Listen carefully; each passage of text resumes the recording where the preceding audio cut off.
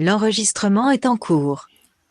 Et donc, nous étions en train de parler des conséquences sur la manière destructrice de gérer les émotions. Voilà. J'abordais surtout la question de euh, l'anxiété diffuse à travers une tension interne sans cause apparente. Pourquoi? Parce que la personne n'arrive pas à exprimer ce qu'elle ressent sur la base des affects. Et une dépression avec la perte de l'élan vital, tristesse généralisée. Pourquoi? Ici, la dépression vient du fait que je nous rappelle que le désir donc du ça, le désir produit ce qu'on appelle la satisfaction. Et je nous renvoie à ce qu'il disait que ici, la satisfaction en termes de ce qui est bon pour moi dans l'immédiat. C'est vraiment la caractéristique du ça. Le ça cherche la satisfaction immédiate, ici et maintenant. Pourquoi? Parce que trouve, à travers ça, la personne va trouver un certain état agréable dans ce sens-là. Mais est-ce que cette expression ou cette satisfaction répond aux idéaux de mon charisme, de mon institution, du choix de vie que j'ai fait, des valeurs que je porte ou que je dois témoigner? Et tout cela va créer chez la personne l'angoisse. L'angoisse répétée va engendrer ce qu'on appelle la dépression ou la perte de l'élan de vie. Voilà. Il y a aussi donc la confusion intérieure avec une difficulté à comprendre. Alors, je parle de la confusion intérieure et je disais donc dans tout à l'heure que la confusion vient du fait que quoi? Donc, puisque la personne n'a pas pu s'exprimer, n'a pas pu dire exactement ce qu'elle conçoit ou ce qu'elle ressent de la réalité à laquelle la personne se rapporte. Donc, en matière de formation, dans la maison de formation, la personne va ressortir aussi confuse sur une réalité qu'elle n'a pas pu exprimer parce que si elle avait pu l'exprimer, elle pouvait comprendre si c'était bon ou c'était mauvais pour elle et pour les autres. Voyez-vous? Ou est-ce qu'elle est dans la vérité ou elle est dans l'erreur? Donc, et je disais qu'il faut vraiment encourager l'expression des émotions. Bien sûr, maintenant, c'est la manière de l'exprimer. Ça aussi, ça va demander un autre apprentissage, une autre école. Donc, favorisons donc l'expression, créons donc l'expression des émotions en faisant quoi? En favorisant les conditions qu'il faut pour aider cette personne-là à exprimer. Et donc, il disait que les conséquences psychosomatiques aussi sont là. Le corps devient souvent le lieu de l'expression de ce qui n'a pas été dit, la fatigue chronique, les troubles digestifs. Et la fatigue chronique, nous la vivons beaucoup. Et quand je parle vraiment, revenons à nous d'abord. Voilà. Ne regardons pas les candidats et candidates, regardons-nous comment aussi nous passons à travers ces fatigues chroniques qui, apparemment, on n'a pas fait un travail physique en tant que tel, mais on se sent fatigué. Donc, les troubles digestifs qui sont là, généralement, parce que l'action, qu'est-ce que ça crée? Il y a quelqu'un qui garde encore son micro ouvert. Alors, ici, le trouble digestif, généralement, c'est quoi? C'est la constipation répétée. Pourquoi? Parce que vous savez que la constipation est liée à l'insatisfaction chez l'être humain. Voilà. L'estomac devient lourd. Voilà. Quelque chose de sombre autour de nous. Donc, le trouble digestif le plus répété en matière de l'émotion, c'est non exprimé, refoulé, c'est la constipation. Il y a les tensions musculaires très répandues. La nuque qui devient raide, le dos qui fait mal au niveau des épaules, le cou avec le nerf donc, qui est très tendu et surtout la migraine. La migraine qui est là. La migraine produit les satisfactions. Donc, de façon générale, la personne somatise. On dit que la personne somatise. Voilà. Donc, vous voyez combien de personnes sont allées à l'hôpital après diagnostic et on n'a rien trouvé de biologique. Deuxième conséquence, c'est l'hostilité. Il parlait de l'hostilité ouverte, directe, qu'on appelle l'agressivité. Voilà. Et rappelons que l'émotion est chargée d'énergie. C'est cette énergie qui produit l'agressivité. Et sur la base de quoi?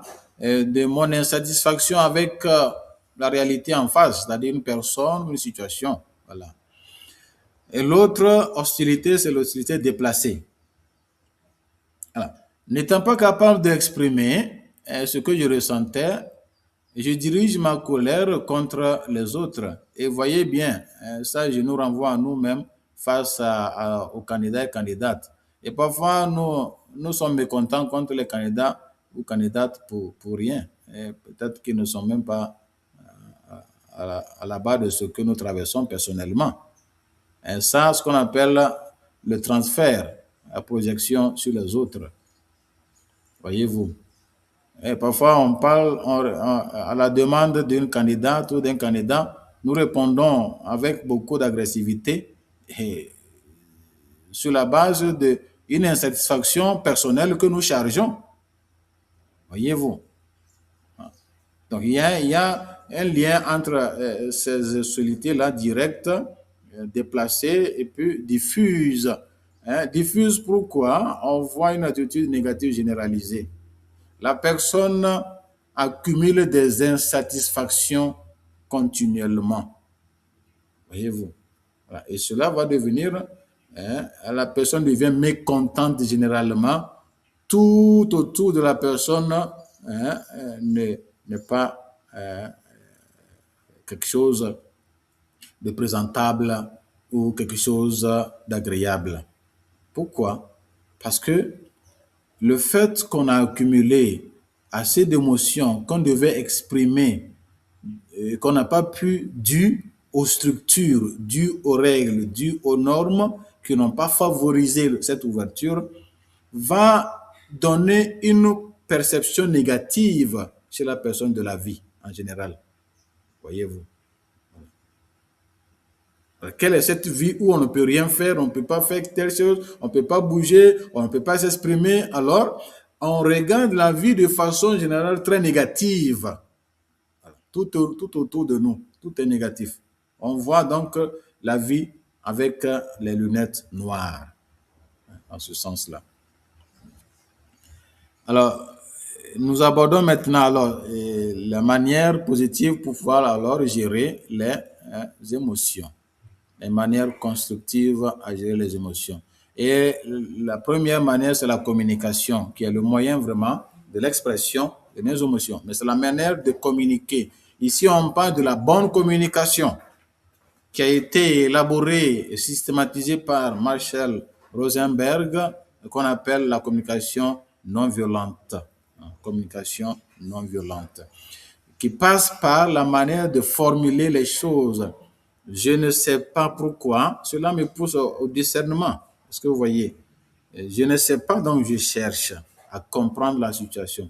L'autre, c'est peut-être que c'est mon problème. Généralement, les émotions, dans la gestion des émotions, qu'est-ce qu'on fait? On transfère sur les autres. Voici l'enjeu. On transfère notre état de mécontentement sur les autres. On pense que ce sont les autres qui sont à la base. Donc, ici, dans la communication non violente, nous sommes appelés à d'abord nous tourner vers nous.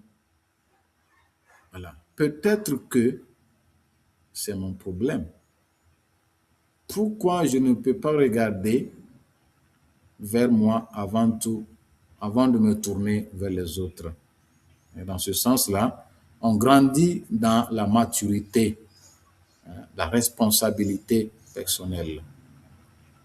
Donc, Marshall Rosenberg va proposer la théorie des OSBD, donc Dans cette communication, et cette communication passe par l'observation.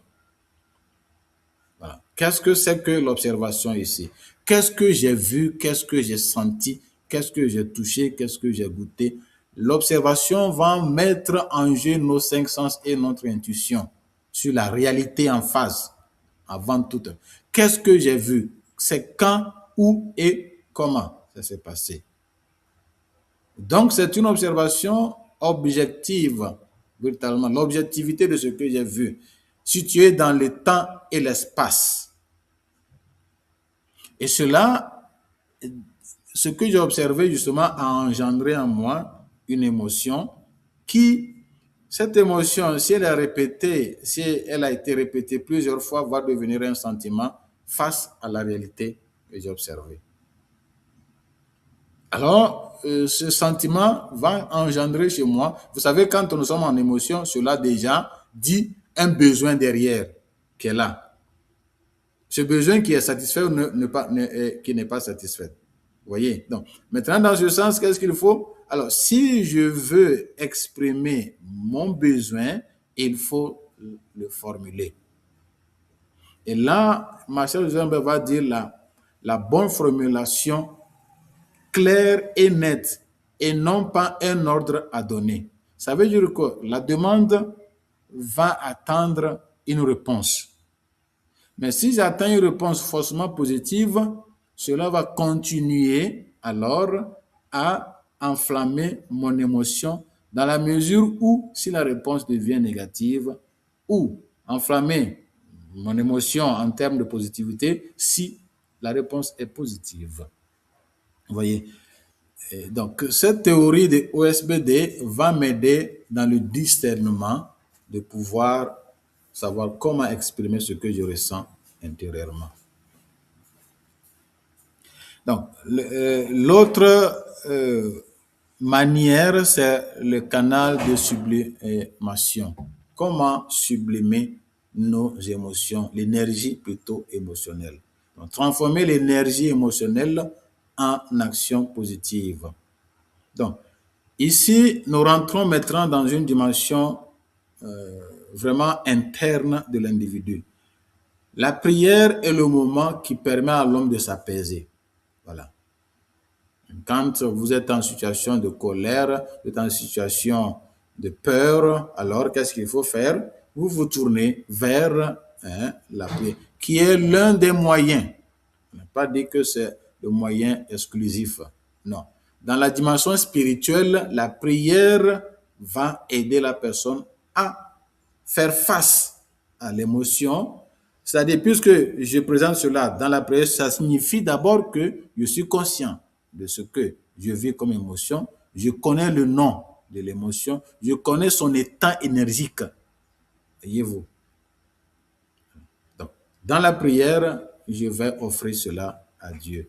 Et la musique, pas n'importe quelle musique, mais la musique qui résonne, qui donne, qui est agréable pour nous, notre musique préférée.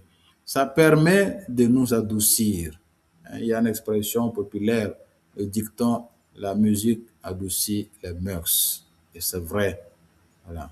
Une musique que vous aimez bien, ça vous donne une certaine satisfaction et cela vous apaise. Voilà. Et aussi, pas seulement écouter la musique, mais jouer de la musique quand on a la capacité de jouer, voilà, avec un instrument. C'est une énergie qu'on transmet sur le matériel. Voilà. Et ici, dans le sport également, c'est une activité donc manuelle ou une activité manuelle musculaire, puisque quand nous avons vu les conséquences de la manière destructrice. Donc, quand l'énergie n'est pas libérée, elle s'accumule dans notre muscle. Donc, avec le sport, on parle de la libération des toxines. Donc, puisque en accumulant, ça engendre des toxines. Avec l'activité sportive, ça libère les toxines à travers la sueur et la respiration. Et aussi l'écriture, c'est-à-dire c'est une énergie. Voilà. Écrire sur le papier, dire ce qu'on n'a pas pu dire directement à la personne, directement, ou on n'a pas pu exprimer selon ce qui s'est passé. Mettre par écrit, c'est pour ça qu'on appelle, on encourage le journal, hein, le journal quotidien, le journal personnel, où on écrit tout cela. Si vous vous rappelez, il y a un film qu'on appelle War Room. War Room, c'est la chambre de guerre, où cette dame, en colère contre son mari, en colère contre la situation, rentrait dans sa chambre et écrivait sur les papiers et collait, voilà, au lieu de mettre cette énergie sur son mari, plutôt qu'il revenait saoulé avec beaucoup de choses, avec l'adultère, tout cela, elle, qu'est-ce qu'elle faisait? Donc, elle rentre dans sa chambre et transmet cette rage-là sur le papier et collait sur ce qu'il devait dire à son mari, disait cela sur le mur, voilà, où c'était le lieu de libération d'énergie. Donc, l'écrit nous libère également de cette tension interne qui est là. Autre technique, il y a ce qu'on appelle la visualisation, anticipation positive de ce qui arrive. Surtout dans ce sens-là, par rapport aux événements qui arrivent, ici, donc il faut entrevoir déjà qu'est-ce qui pourrait arriver pour que je puisse me préparer intérieurement. Et aussi avec l'autre, surtout avec l'autre, la visualisation, l'anticipation. Voilà. Avec les paroles que la personne commence à dire, vous comprenez que peut-être les choses négatives vont ressortir tout à l'heure. Donc, si vous avez cette intuition déjà, vous voyez les choses de loin, vous pouvez déjà anticiper positivement la situation.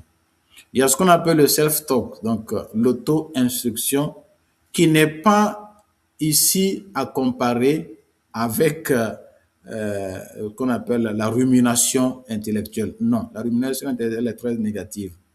Donc, le self-talk, c'est-à-dire qu'on se donne les instructions, on se parle, on répond à soi-même, et si je fais ça, quelles conséquences ça va donner? Vous voyez, un dialogue, ce qu'on appelle la soliloquence. Hein, on parle à soi personnellement, face à une situation, face à une personne, voilà, qui est avec nous. Il y a aussi la respiration. C'est une technique assez efficace. Quand vous êtes, par exemple, en émotion de peur en face du public, la respiration, le mouvement d'expiration et aspiration est très important. Pourquoi? Ça règle l'appareil respiratoire et affecte notre système nerveux périphérique. Voilà, qui l'apaise. Il y a l'humeur. Voilà, l'humeur non offensante. Je mets très bien l'humeur non offensante. Parce qu'il y a des humeurs qui vont se transformer en moquerie. Non. La maturité affective ici va nous demander de faire très attention dans le type d'humeur que nous avons à utiliser. Transformer les situations en humeur. Voilà. Au lieu de se fâcher, au lieu de s'énerver, au lieu d'être agressif, on transforme cela en humeur avec la personne. Voilà. Il y a donc l'empathie. L'empathie qui est un élément fondamental dans la gestion de nos émotions. L'empathie, c'est quoi? C'est être ouvert à l'autre et chercher à comprendre ses émotions. Ici, l'empathie est beaucoup utilisée dans le sens relationnel, beaucoup. Comprendre les émotions de l'autre. Comprendre dans quel état la personne est. Ici, ça rentre en jeu beaucoup dans la formation, la dynamique de la formation. Et combien sommes-nous empathiques quand les candidats et candidates viennent à nous pour nous exprimer quelque chose d'intéressant? Et parfois, nous avons des réactions assez très désagréables. Pourquoi? Parce que nous avons déjà un préjugé négatif sur l'individu qui arrive vers nous. Voyez?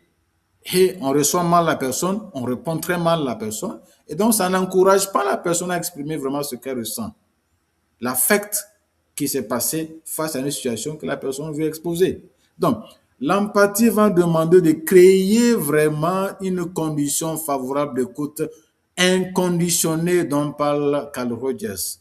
Écoute inconditionnée. Je n'écoute pas parce que tu es de la même tribu que moi, du même village que moi, du même ethnie que moi. Je ne vais pas te donner le temps parce que toi et moi, nous sommes du même village. Non, non. Et malheureusement, ça arrive dans les maisons de formation. Ça arrive et ça arrive. C'est vraiment un scandale. C'est vraiment un scandale. Donc, l'empathie va demander écoute inconditionnée. Je vais t'écouter, même si ta tête ne me plaît pas, je vais t'écouter. Et je me dispose à entendre ce que tu vas dire du début jusqu'à la fin. Et dans l'empathie va demander une attention particulière sur les mots que la personne utilise pour dire ce qu'elle ressent. Parfois, les mots ne disent pas exactement. Donc, vous êtes là comme l'aide qui peut aider à reformuler pour extérioriser vraiment ce qui est là. Pourquoi? Plus vous aidez la personne à s'extérioriser, plus vous aurez donc une conséquence de communauté où tout se passe bien. Voilà. Donc, cela va requérir vraiment d'apprendre et de développer une attitude empathique chez nous. Alors, qu'est-ce que donc l'attitude empathique comporte? Il s'agit de détecter. Nous avons vu tout à l'heure avec la visualisation. Il faut détecter, savoir détecter et chez soi et chez l'autre. Attention, pas seulement chez l'autre, chez moi. Alors, puisque je n'aime pas la tête de telle personne ou telle personne qui vient vers moi, je commence déjà à mettre un mur. Il faut détecter ça déjà chez soi. Aussi chez l'autre, si vous voyez que vous êtes en train de parler, son visage change, c'est déjà un signe il faut changer peut-être autrement notre langage ou notre manière de faire avec elle. Décoder la chose. Le décoder va demander alors de regarder c'est quel type d'émotion qui me traverse ou qui traverse l'autre et favoriser l'expression de l'émotion. Voilà. Et quand ces deux-là arrivent, on peut voir comment aider la personne à pouvoir s'ouvrir et dire ce qu'elle vit et ressent. Donc, cela va demander de percevoir dans la détection, percevoir l'émotion de l'autre, identifier la nature de l'émotion, comprendre ce que c'est, voilà, comprendre le pourquoi de cette émotion, l'origine de cette émotion. À propos de l'origine, donc, que nous allons voir tout à l'heure, communiquer sur l'émotion. Nous avons vu communiquer sur l'émotion. Qu'est-ce que j'ai vu toucher avec le OSBD qui est là, l'observation. Favoriser maintenant l'expression qui va demander de favoriser l'expression chez l'individu. Voilà. Donc, le pardon inconditionnel est un des moyens. Alors, ici, nous parlons de pardon, nous ne sommes pas vraiment purement, c'est pas purement au niveau évangélique, hein, mais humainement parlant, parce que c'est un moyen de libération. La libération intérieure est bénéfique. Au niveau psychologique, au niveau spirituel, au niveau relationnel, il y a des bénéfices. Ça rétablit les relations, ça rétablit la confiance, ça rétablit ma tranquillité pour écouter Dieu qui me parle au point de vue spirituel. Et au point de vue psychologique, ça me permet d'être relax au niveau mental. Voilà. J'ai donné quelques références bibliques pour nous aider à réfléchir sur la question du pardon au point de vue spirituel. Donc, est-ce que il y a une intervention avant que je ne continue? Le grand 3, et nous arrivons vraiment à un point qui me semble très important, qu'on va toucher une spécificité de l'émotion dans la gestion des émotions. C'est vraiment une spécificité très, très, très, très fondamentale et que je nous demande vraiment d'être attentifs à ça, vraiment, dans notre gestion personnelle, individuelle des émotions que nous avons, ou surtout les émotions qui nous dérangent beaucoup, qui nous mettent mal à l'aise jusqu'à présent. Voilà. Alors, selon c'est le modèle ABC, le modèle ABC de Albert Ellis, un psychologue américain. Donc, Albert Ellis. Selon ce modèle, donc, les émotions humaines ne découlent pas directement des événements. Et c'est très important. Ça ne découle pas de la parole méchante de quelqu'un. Pas du tout. Et c'est très important, j'insiste sur ce fait-là. Parce que ça va aider les candidats et candidates en formation. C'est très important. Mais les émotions humaines viennent de l'interprétation que nous faisons de la réalité qui est en face de nous. Quand je dis réalité, je mets tout dedans. Les aspects, l'aspect naturel des événements, des situations catastrophiques, les paroles méchantes, le malentendu avec les uns et les autres qui créent en nous des émotions. Tout dépend de l'interprétation, la connotation qu'on charge sur la réalité qui se passe. Voyez-vous, l'interprétation, la pensée que nous développons sur la personne ou la réalité. Donc, l'intérêt majeur de ce modèle est d'offrir un cadre à la fois explicatif et opératoire pour la gestion des opératoires. Là, nous rejoignons ce qu'on appelle la régulation avec James Gross. Voilà. Donc, la thérapie relationnelle, émotive et comportementale, telle a été cette théorie de Albert Ellis. Voilà. Alors, la structure de ce modèle-là. Ce modèle repose sur 3 éléments fondamentaux. Premier élément, A, donc Activating Event, c'est-à-dire l'événement déclencheur. C'est quoi? Prenons votre cas personnel. Chacun regarde un peu l'émotion surtout avec laquelle vous luttez jusqu'à présent. Chacun de vous reste focalisé là. C'est très pratique ici. Donc, Activating Event, l'événement déclencheur pour vous, c'est quoi? Voilà, selon votre émotion. Donc, il s'agit d'un fait objectif ou subjectif, voilà, qui survient dans la vie d'un individu. Être critiqué, échouer à un examen, être ignoré par quelqu'un, être humilié en public, et tout cela, des événements qui puissent arriver et qui engendrent sur vous une émotion dont vous luttez avec jusqu'à présent. Donc, l'événement peut être externe ou interne. Nous l'avons vu. Alors, le mot-clé, c'est quoi? L'événement en lui-même n'est pas porteur d'une signification émotionnelle fixe. Jamais. Et je dis bien signification émotionnelle fixe. Ça veut dire que ce même événement peut porter une autre signification au point de vue temporaire. C'est-à-dire, aujourd'hui, je l'interprète ainsi, demain, je l'interprète comme ça. Ça aide beaucoup dans la gestion et dans la croissance personnelle. Donc, le mot-clé vraiment de la première structure A, donc Activating Event, c'est que l'événement lui-même n'est pas porteur d'un sens fixé. Non, non, non.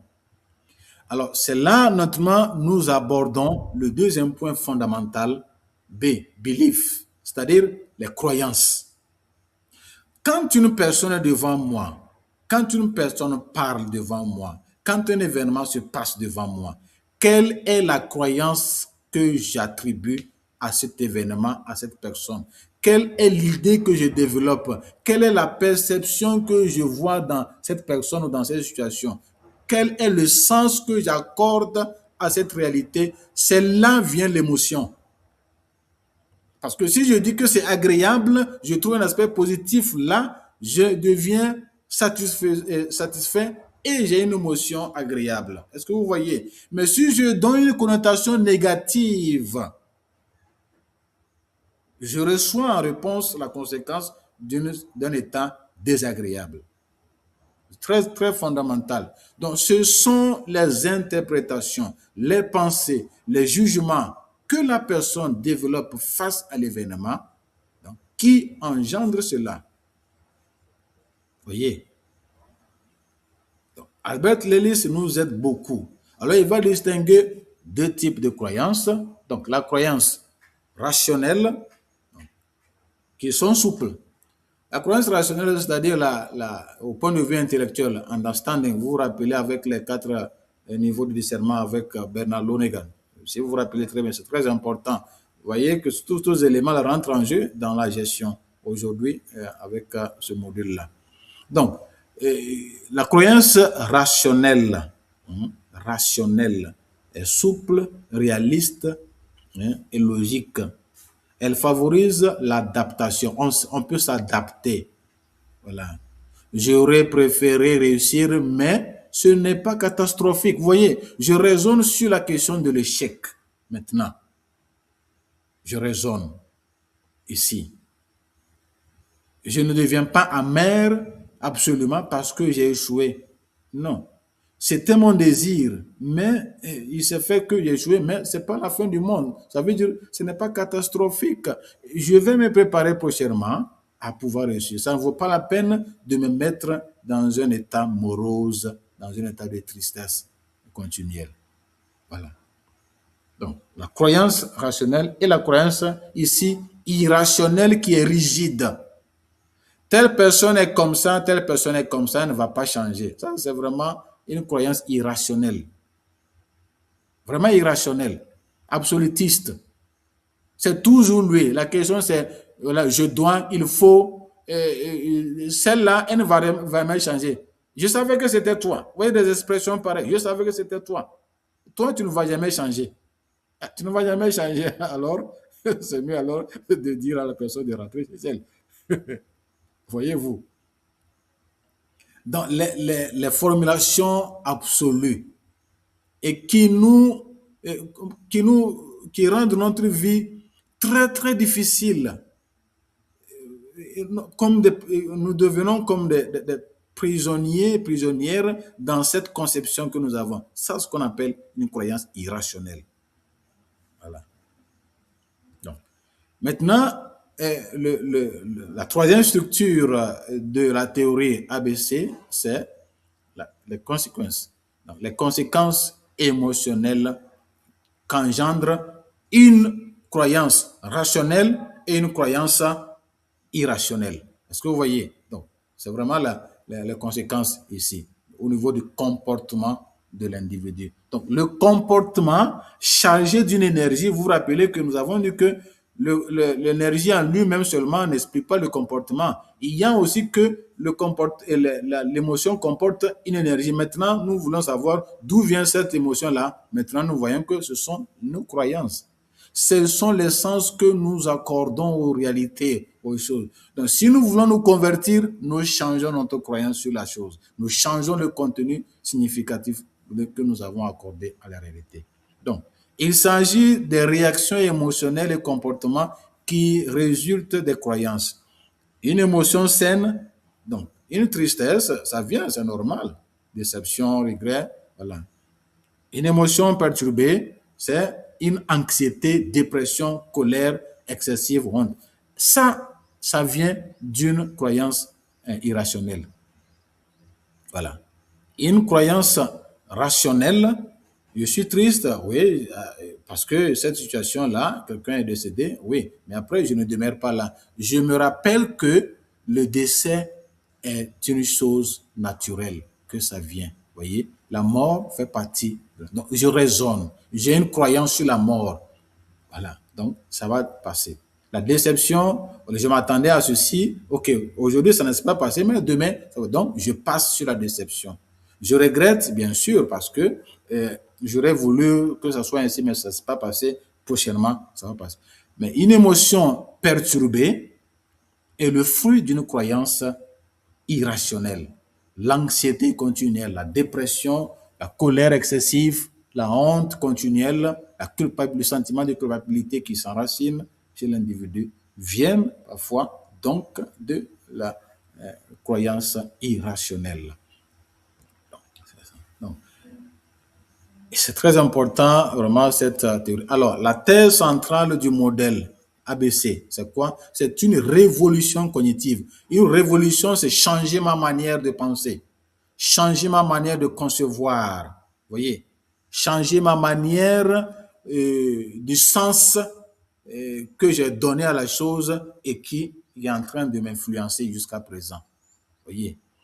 Et parfois, regardez très bien que nous avons ce type de relation, ce type de croyance irrationnelle guide notre type de relation avec les personnes que nous avons en charge d'information ou même avec nos confrères ou consoeurs. Nous avons une certaine croyance sur un individu et c'est fermé. Là, nous sommes dans une croyance qu'on appelle irrationnelle. Là, la raison ne travaille pas. Ici, nous avons une idée fixe sur l'individu, arrêtée sur l'individu. Elle ne peut pas changer. Elle est comme ça, elle sera toujours comme ça et elle est comme ça. Je ne peux pas collaborer avec cette personne. Vous voyez, c'est le fruit d'une croyance irrationnelle. Donc, le modèle ABC repose donc sur une idée fondamentale. Ce ne sont pas les événements A.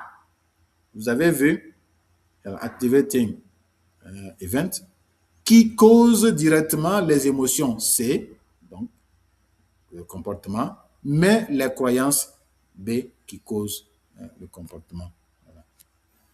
Donc, cette thèse constitue une rupture avec les approches déterministes, où l'environnement dicte l'émotion. Non, ce n'est pas l'environnement qui dicte.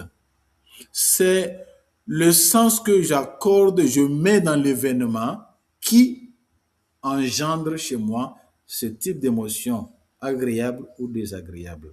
Donc, les conceptions spontanées, donc, il m'a mis en colère. Non, il m'a mis en colère, non, ce n'est pas lui qui m'a mis en colère, c'est le sens que j'ai accordé à sa parole qui me met en colère. Et c'est très important. Voilà. Donc, si nous voulons travailler sur nos émotions pour qu'on puisse aussi écouter les émotions des autres, nous devons faire ce qu'on appelle une révolution cognitive. Révolution cognitive. Il ne s'agit pas de faire la révolution pour détruire les lois de nos communautés. Il faut commencer par détruire notre conception ou notre croyance irrationnelle. C'est ça. Et donc, Albert Ellis affirme: ce n'est pas ce qui nous arrive qui nous perturbe, mais c'est la manière dont nous l'interprétons. Et c'est vrai. Et le traumatisme psychologique vient de là. Vous comprenez ici le traumatisme. Voilà. C'est la connotation que je charge à l'événement, à la situation. Alors, pourquoi le modèle ABC est très pertinent? Il redonne à la personne une responsabilité active, très importante. En situant la cause des émotions dans les croyances, le modèle évite le fatalisme. Et c'est vraiment, mes sœurs, je le dis vraiment avec beaucoup de tristesse dans le cœur, beaucoup sont dans le fatalisme. Et soit comme quoi, tout ce qui est arrivé, c'est que ça devait arriver. Dieu a écrit. Le syndrome de Dieu a écrit. Ça, c'est vraiment une maladie qui se promène dans nos spiritualités. Il faut faire très attention. Non, il y a la responsabilité de l'individu. La coopération de l'individu qui est basée sur notre entendement des choses qui se passent, des paroles que nous écoutons, des personnes avec qui nous collaborons, des frères et sœurs que le Seigneur met en face de nous. Dans notre effort de croissance personnelle, ils contribuent dans notre autotranscendance. Mais si nous les voyons plutôt comme des ennemis, des obstacles, c'est-à-dire croyances irrationnelles, parce qu'eux ne peuvent pas changer, ils sont pour nous des obstacles désormais. Et donc ce modèle favorise l'autonomie psychologique. C'est ça. L'individu n'est plus victime des événements, mais acteur de sa vie émotionnelle. Très important. Là où vraiment se joue l'enjeu de la différence entre ce qu'on appelle l'intelligence émotionnelle, l'évaluation et régulation émotionnelle et la gestion. Ici se joue la gestion. C'est de moi qu'il s'agit. Je dois travailler sur mon mental, ma manière de percevoir, ma manière de définir le sens que j'accorde à la chose. Ici, nous rejoignons qui? Viktor Frankl, avec sa théorie de logothérapie. Le sens. quel sens j'entrevois dans ce qui se passe? Cela affecte mon style de relation avec moi-même ou même avec les autres. Donc, ce modèle permet une transformation concrète. Le modèle n'est pas seulement explicatif, il est thérapeutique. Pourquoi? Ici, je nous renvoie au livre de Lucien Auger. Lucien Auger, s'aider soi-même, ce qu'on appelle l'autothérapie. Et Lucien Auger a écrit ce livre-là, s'aider soi-même. Un très bon livre dans cette question de gestion des émotions. Très fondamental. Si je trouve la version numérique, je vais vous l'envoyer, ou je vous recommande de l'acheter dans cette question de travail personnel sur nos émotions, sur toutes les émotions désagréables qui nous dérangent dans ce sens. Donc, c'est un modèle explicatif, mais en même temps aussi thérapeutique. Parce que ça nous libère des croyances qui nous emprisonnent, voilà, dans des attitudes non confortables, voilà, dans surtout nos relations avec les autres. Donc, Albert Ellis ajoute souvent 2 étapes supplémentaires. La remise en question des croyances irrationnelles, c'est vraiment la chose la plus concrète. Il faut apprendre à remettre en cause nos perceptions, nos croyances sur les gens. Sur les gens, sur les événements qui se passent. Voilà. Remettre en cause, adopter une nouvelle philosophie de vie. Et dans ce sens-là, j'insiste encore sur le livre de Lucien Auger, s'aider soi-même. Parce que c'est pas forcément que les psychothérapeutes, les psychologues ont les moyens, on peut dire la clé, on peut dire le bâton magique de solution. Non, pas vrai. Lucien Auger croit plutôt à l'individu, avec ses propres ressources, de pouvoir se libérer lui-même. Et ça, je suis d'accord avec lui dans ce sens-là. Alors, nous arrivons maintenant ici, donc la dernière partie de notre travail, de notre parcours de ce module, la spiritualité biblique dans la gestion des émotions. Que dit la Bible? Alors, la spiritualité biblique de la gestion des émotions ne consiste pas à supprimer ou à nier, si nous rejoignons alors à notre introduction, à nier les émotions, mais à les accueillir, discerner et orienter vers Dieu. Nous l'avons déjà dit avec le moyen supplémentoire qui est la prière. Donc, elle s'inscrit dans une vision intégrale de la personne humaine, où le cœur, l'intelligence et la volonté sont appelés à être unifiés, ou dans l'amour.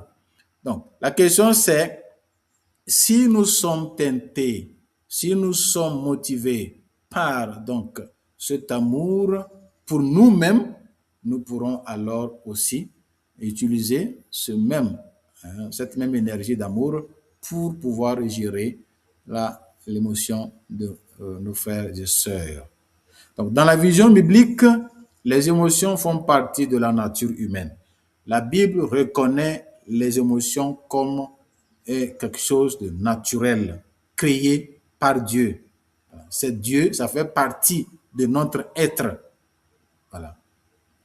Et rappelez-vous que également, notre relation avec Dieu également est émotionnelle. Voilà. Mais elles doivent être éclairées par la sagesse. Par la sagesse.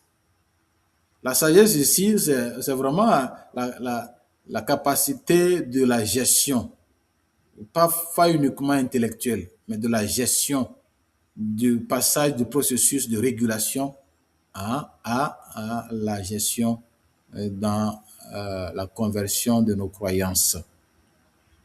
La foi et aussi l'Esprit de Dieu y contribuent. Reconnaître et exprimer ses émotions devant Dieu. Nous l'avons dit avec la prière. Et si nous l'insistons sur ce verset, c'est très important.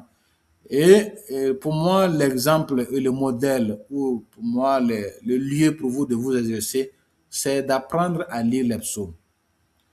J'aime très bien quand je suis en pleine prière, même en pleine prière, les laudes, le milieu du jour, surtout le milieu du jour, quand tu vois, ou le soir. Voilà, je souligne.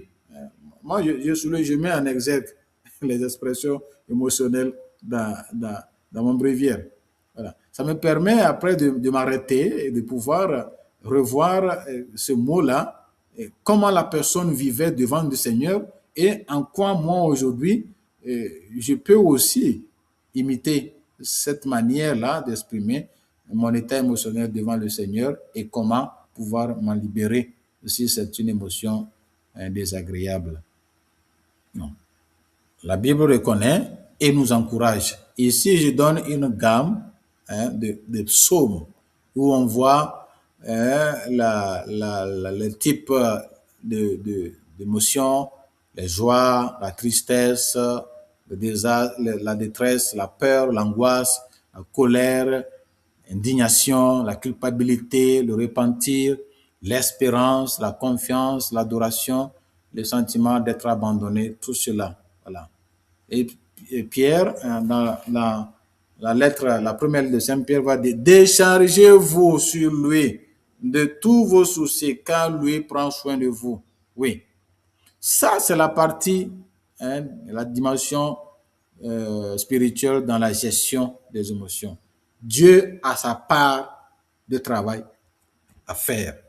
Donc, si nous travaillons psychologiquement, c'est-à-dire au point de vue anthropologique, nous avons aussi à ouvrir notre porte, notre personne à la grâce pour travailler. Et là, il faut lui dire ça.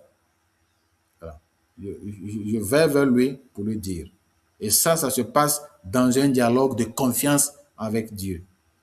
Mais le danger, il ne faut pas y demeurer uniquement dans ce qu'on appelle le spiritualisme. Non, pas du tout. Ou dans le spiritisme. Non, pas du tout. Nous avons la dimension spirituelle, nous avons la dimension humaine, nous avons la dimension intellectuelle et tout cela, ça rentre en coopération pour pouvoir rentrer dans la gestion en bonne et due forme de nos émotions. Donc le principe biblique, c'est que les émotions ne doivent pas être refoulées, mais présentées à Dieu. Voilà. Et on voit comment certains saints ont pu le faire.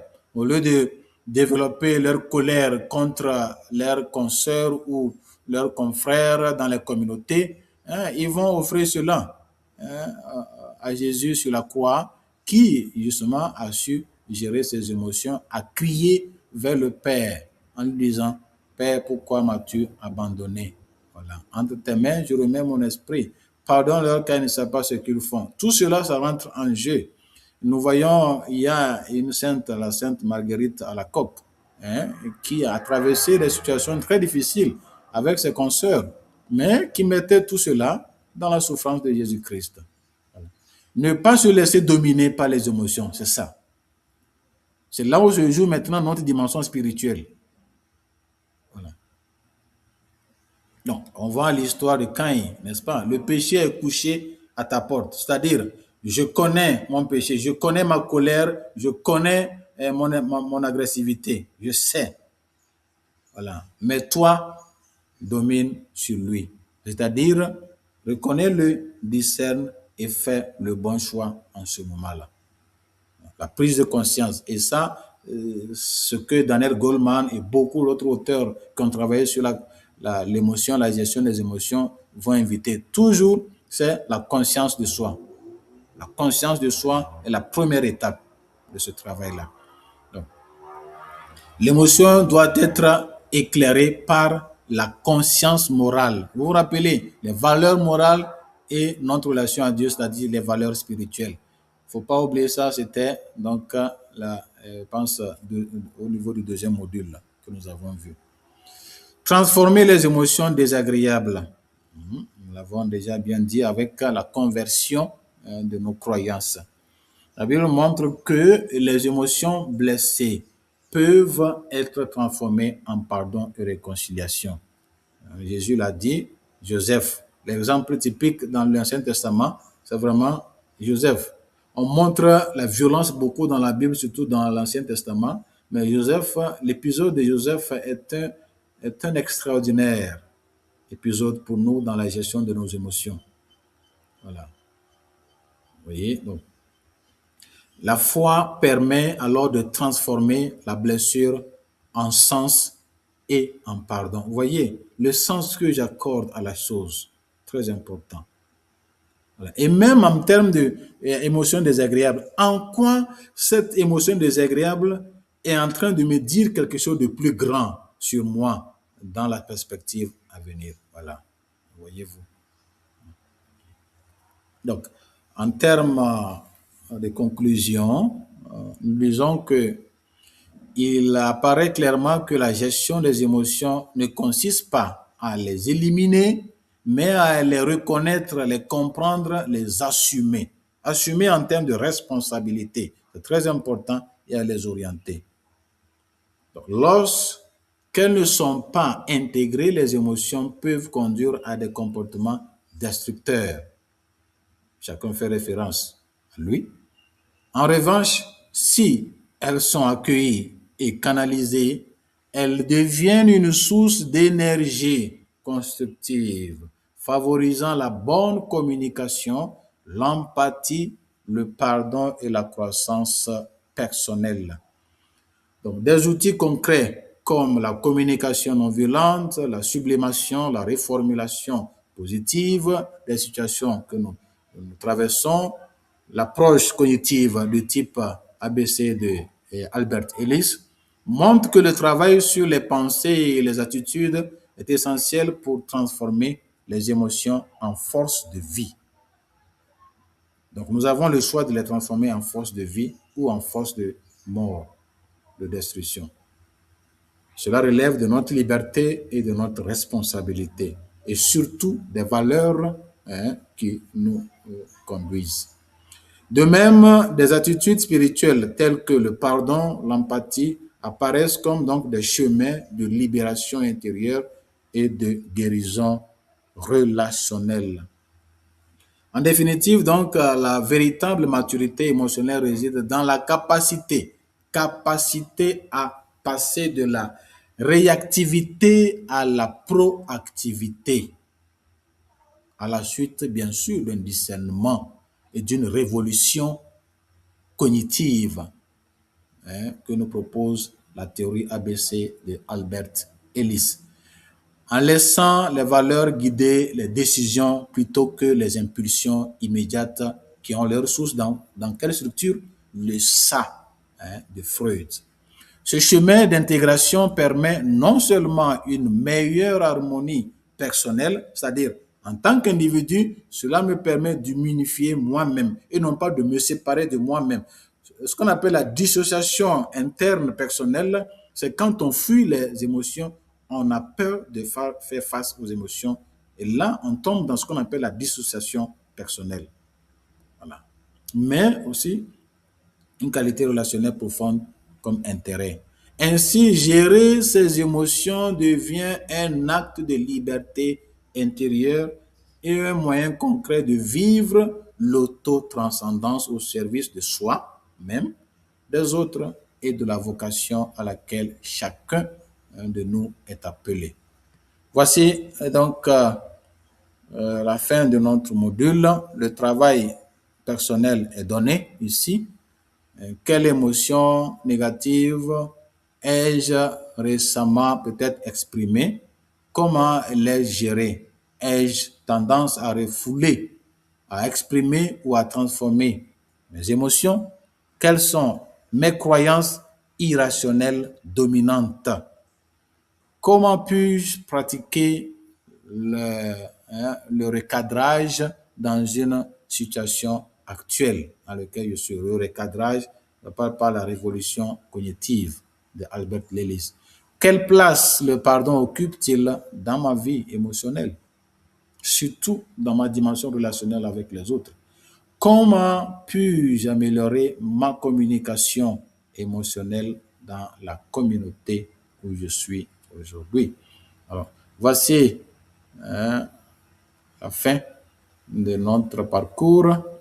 Je vous remercie pour votre patience. Alors, je reste ouvert pour les questions Les interventions avant la conclusion.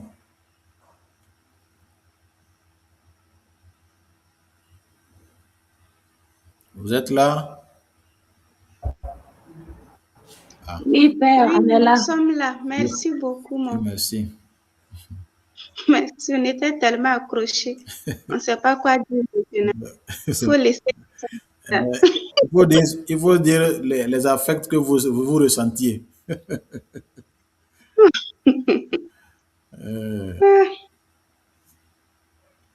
Alors, je nous écoute, vos commentaires, vos ajouts.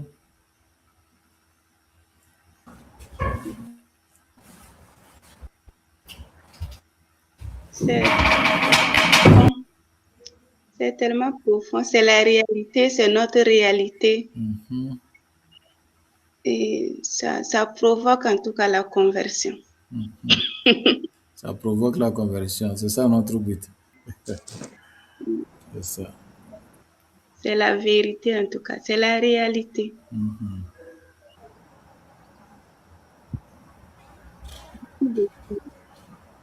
Bien. Oui. Oui. La sœur Rosalie, prenez la parole. Elle est à vous. La sœur Rosalie, vous avez la parole. Oui, Père, je suis en train de parler. Est-ce que vous m'entendez? C'est maintenant que nous vous entendons. Ah, donc je parlais dans le vide. Ok. Bon, d'abord, grand merci, comme les concerts ont déjà dit, pour la richesse de ce qu'on a reçu. Ma petite question, c'est par rapport au surmoi de Freud, non, qu'on avait vu. Si. Aujourd'hui, en expliquant, Oui. j'ai saisi la dimension, le surmoi interne là. Si. Bon, celui externe, bon, on comprend et tous, on le vit d'une certaine manière, les structures, les lois, les règles, la partie externe. Oui. Maintenant, la partie interne de ce surmoi, Oui. qui peut-être, bon, puisque c'est un peu lié à l'histoire de la personne, sa situation, son background. Donc, comment tu fais pour parce que cette partie-là, ça m'a un peu, je ne réussis pas trop à savoir comment il faut aider la personne à accepter ce surmoi interne-là. Non, pas, la partie externe, oui. Pas accepter, le mot accepter peut trouver sa place dans la mesure où c'est un surmoi qui permet un discernement à la vérité et au niveau vocationnel. Voilà, accepter le surmoi parce que c'est une construction interne qui permet de faire ce qu'on appelle une évaluation personnelle et faire le choix. C'est bon. Mais le danger de ce surmoi interne, c'est ce surmoi interne qui s'interdit, bien que l'extérieur et le moi extérieur n'a pas demandé l'interdit. Est-ce que vous voyez? C'est ça le danger du surmoi interne. Dû aux expériences peut-être que la personne a vécues avec quelqu'un ou les événements vécus, elle développe une croyance interne à elle-même et s'interdit certaines choses. C'est ça le danger de ce moi interne, dans ce sens-là. Voilà, qui ne permet pas un épanouissement libre, vraiment responsable de l'individu. Il faut que la personne se libère de ces croyances-là. Et ça, c'est le travail de la formation. Voyez. Et pour nous, les grandes personnes, c'est justement aussi la formation, mais des lectures qui nous permettent de nous libérer de certains préjugés négatifs. Voilà, c'est ça. Oui. Est-ce que ça va, ma soeur? Oui, merci beaucoup, Padre. Je vais essayer de l'approfondir. C'est ça. Et aussi par la lecture, et bon, essayer de comprendre davantage à mon niveau et pour aider les autres. Merci. La deuxième chose, bon, c'est une consolation. Comme Saint Ignace le dit, il y a des actions consolantes vraiment dans ce que vous avez dit, à savoir que la prière, la relation à Dieu, c'est un chemin de libération, c'est un chemin de sublimation rationnelle là. Vraiment, c'est consolant. C'est consolant parce que, bon, même si on ne va pas rentrer dans le spiritisme, comme on aime dire, à savoir qu'à réciter les psaumes, tu dois profiter, vider tout ce que tu as comme émotion. Exactement. Ça me console beaucoup. Merci, Padre. Exactement. Merci. Je nous encourage beaucoup, surtout lié à l'émotion de l'agressivité. je nous encourage sur ce chemin-là. oui. Lisez les psaumes. Je ne vous dis pas d'aller lire autre passage de la Bible, mais les psaumes sont le lieu vraiment de libération. Parce que vous vous rendez compte que vous n'êtes pas la seule personne qui traverse cette situation quand vous lisez les psaumes. Voilà. Que c'est une Merci. réalité humaine et que il faut comprendre cette réalité-là autrement aujourd'hui. Et là, Albert Lillis va nous aider à déconstruire les croyances que nous avions et qui nous font souffrir. Voyez-vous. La déconstruction de nos croyances. Oui, oui, oui, oui. Merci beaucoup, Padre. Merci beaucoup. Merci. Merci. Bien. Merci beaucoup,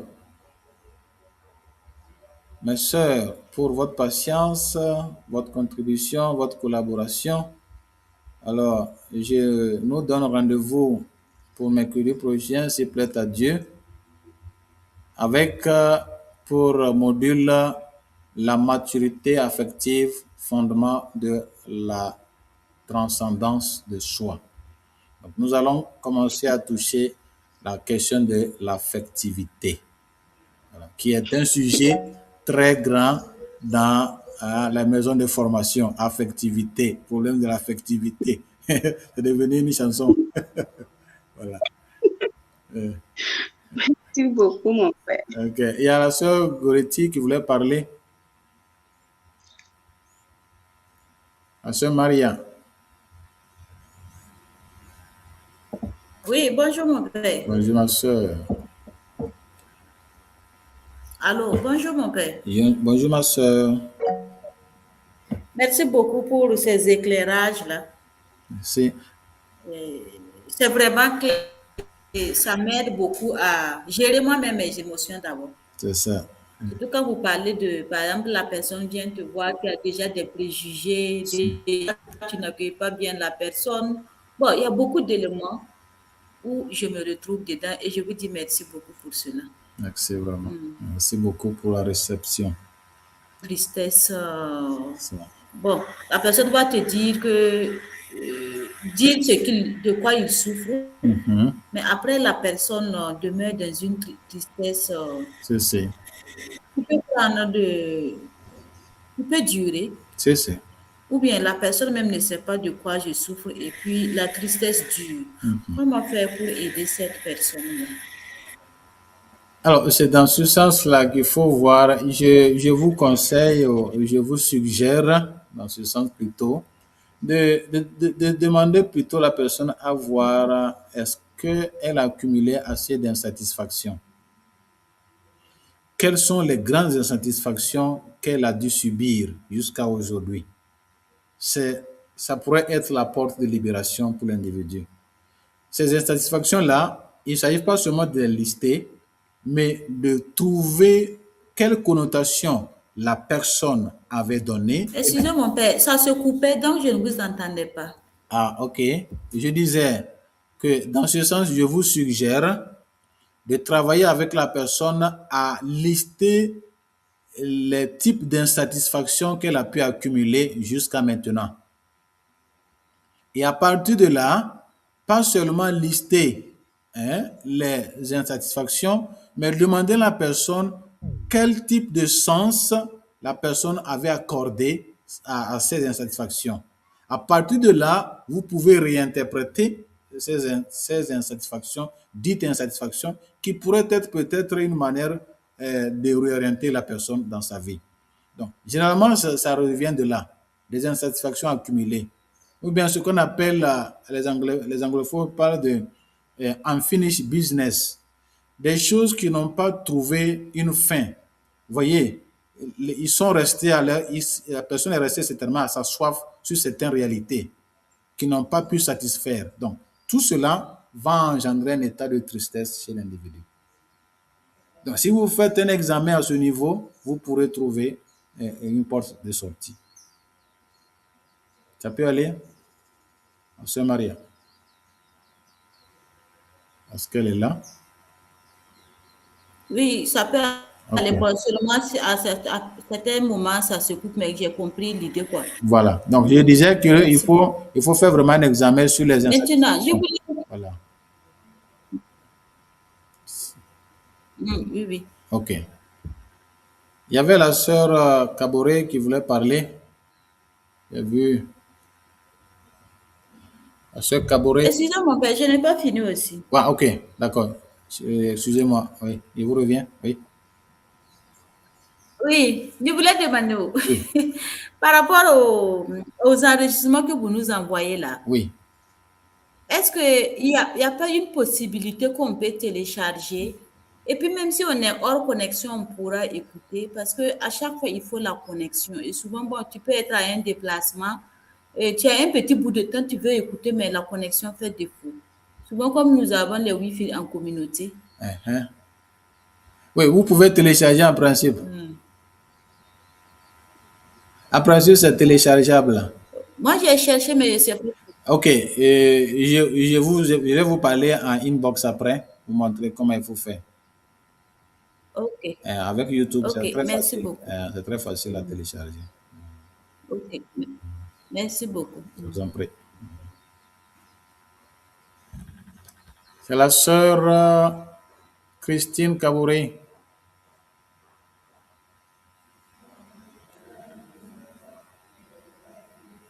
La sœur Christine Kabouré, vous avez la parole.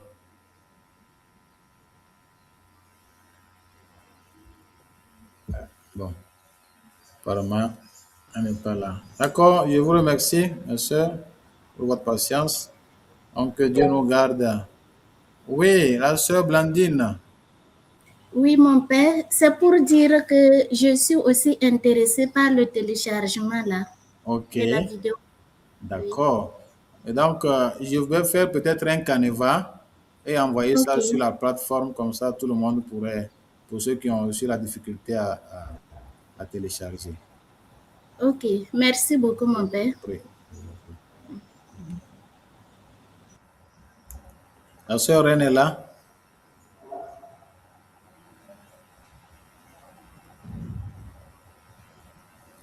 Est-ce que la sœur Reine est là? Reine Elodie. Rien ne le dit. Non. Ok, donc nous allons conclure. Je vous donne la bénédiction. Notre secours est dans le nom du Seigneur qui a fait Qui a le fait le ciel et la ciel terre. et la terre, Le Seigneur soit avec vous. et avec votre Que Dieu esprit. Tout-Puissant vous bénisse et Et vous avec garde, votre- le Père, le Fils et le Saint-Esprit. Amen. Merci et bonne journée à vous. Bonne fête encore de l'Annonciation. Merci. Bonne fête. Merci. Merci beaucoup. Merci beaucoup. Bonne journée à vous. Merci. Merci, Père.